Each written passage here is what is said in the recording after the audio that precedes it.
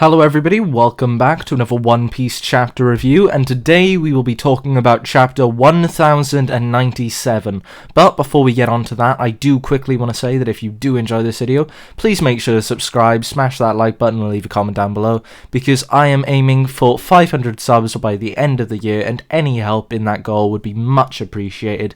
But with that all said and done, let's move on to the actual chapter itself, or should I say the cover chapter, which is a reader's request for Kuma fishing in a river for salmon. However, anytime he happens to catch salmon, they all end up getting teleported due to the power of the pawpaw fruit. So maybe Ginny and Kuma will be going hungry, but that's hard to say. However, I'm going to move on to the actual chapter itself now, and if I'm being honest, I find this chapter really interesting because we get to see a little bit more about how Kuma's devil fruit works, as he uses the ability he used in Thriller Bark to take Luffy's pain away and then give it to Zoro that he did in Thriller Bark in this chapter, only this time he's using it on the townspeople who are quite elderly, poor, and probably overworked due to the country they're living in being kinda messed up. But Ginny isn't as pleased about Kuma helping all the townsfolk as he is, but nonetheless, Kuma's still gonna help them, offering for them to come back every Sunday, especially after hearing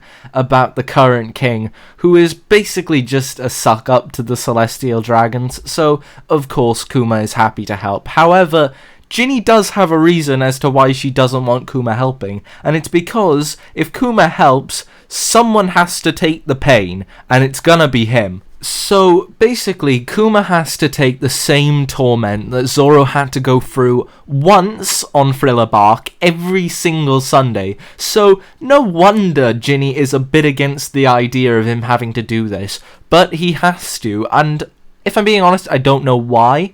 Maybe if he doesn't deal with it in a certain amount of time, it goes back to the people it was taken from, or it just affects the area around it. I don't know why he has to do it, but he has to, and I can understand why Ginny is against it. But moving on, because Kuma manages to distract Ginny from the point at hand by offering her food, so I'm starting to see correlations between her and Bonney at the moment, and she's actually so happy that he offered her food that she offers to marry him, which he does turn down, but at this point, I'm definitely seeing the connection. She is definitely Bonnie's mother. There is no chance that she isn't. However, moving even further in time, because then we get to see Kuma going, well, basically to war with the king of the country, because he's made a new law that says anyone from the south of the country is now a slave of the Celestial Dragon. So that's pretty messed up, and Kuma stands up against him. However, he's beaten, surprisingly. I don't know how he was beaten, because realistically,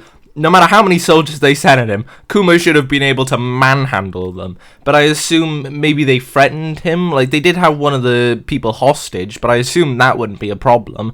Maybe they threatened him in some way, that's how they got him, I don't know. But next thing we see, Kuma in a prison, and Ginny with a couple of other people next to him, because Ginny and them tried to free Kuma, although it didn't go so well. However, they're not going to be in there for long, because some people have come to save them. And those people just so happen to be the Revolutionary Army, led by both Dragon and Ivankov, so I'm sure Kuma and Ginny will be very happy to see Ivankov.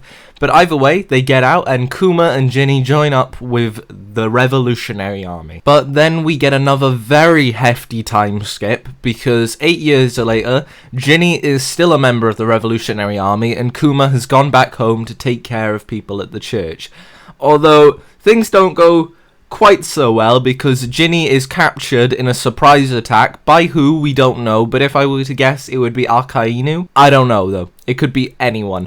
Although, the thing that's most interesting about this page is it was 14 years ago, and as far as I can tell, Kuma and Ginny are still not together, which means they're yet to have had Bonney, and until now, we thought Bonney was in her mid-20s. That may not be the case, because even if Ginny were to give birth to Bonney right this second, she would only be 14. So Bonney fans are currently sweating. Although Oda, however, has pulled off one of the "it's just a prank bro" moments of all time. Can't believe he's done this, and he has thrown multiple people through the loop. So I gotta give it to Oda, he's quite impressive. But moving on, because that is the end of the chapter and the end of the video, and overall I really enjoyed this chapter. It was really good. I liked seeing how Kuma's devil fruit worked a little bit more, and I liked seeing his relationship with Ginny, but overall, just 10 out of 10. 10 out of 10 as usual. However, that is the end, as I've said before, so please make sure to smash that like button, leave a comment down below, and subscribe, because that would be